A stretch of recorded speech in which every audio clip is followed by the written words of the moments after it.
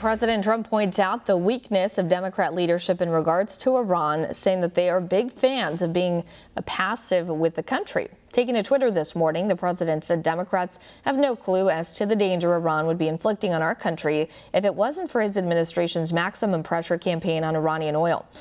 He added the Middle Eastern nation is in financial chaos as a result of the sanctions, which followed after he terminated the Iran nuclear deal. The president went on to say Democrats put us in a bad place, but suggested now we're in a good one.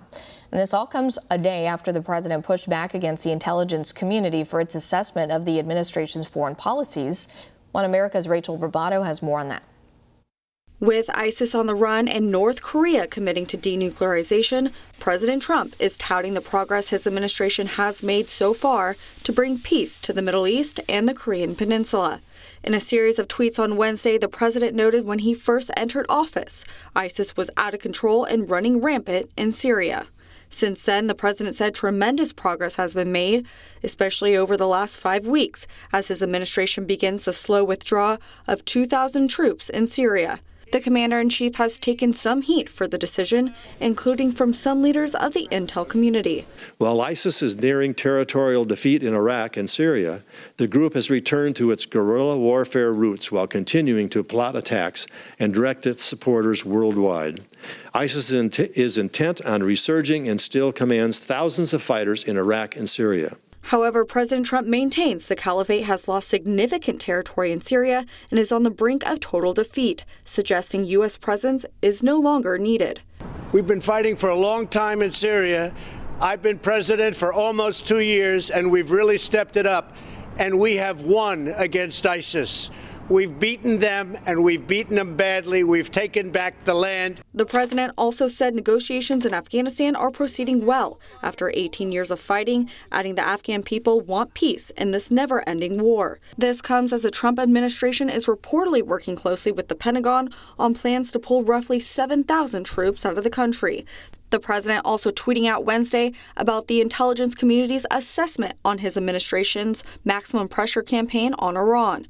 The president accused intelligence chiefs of being extremely naive and passive when it comes to the dangers of the Islamic Republic, claiming they are totally wrong. This comes after CIA Director Gina Haspel contradicted President Trump's position on Iran during her testimony before the Senate Intelligence Committee, suggesting the country was still adhering to the 2015 nuclear deal.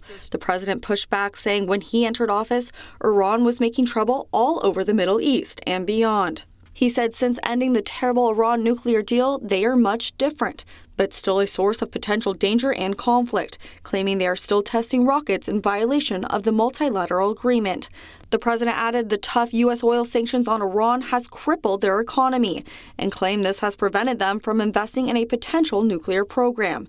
In a dig at Tuesday's Senate hearing, the president said perhaps the intelligence heads should go back to school. This comes after the intel community contradicted the president on many fronts, including North Korea.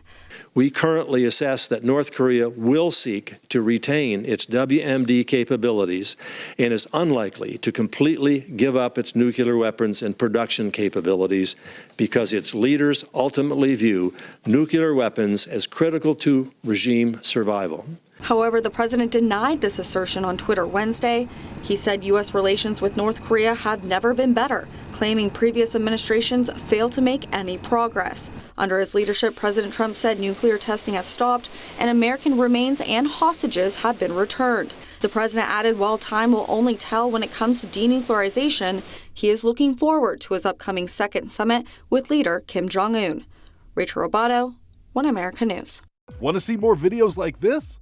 Click on the link below and subscribe to One America News on YouTube, and call your cable provider and kindly demand that One America News is added to your lineup. Call and subscribe today.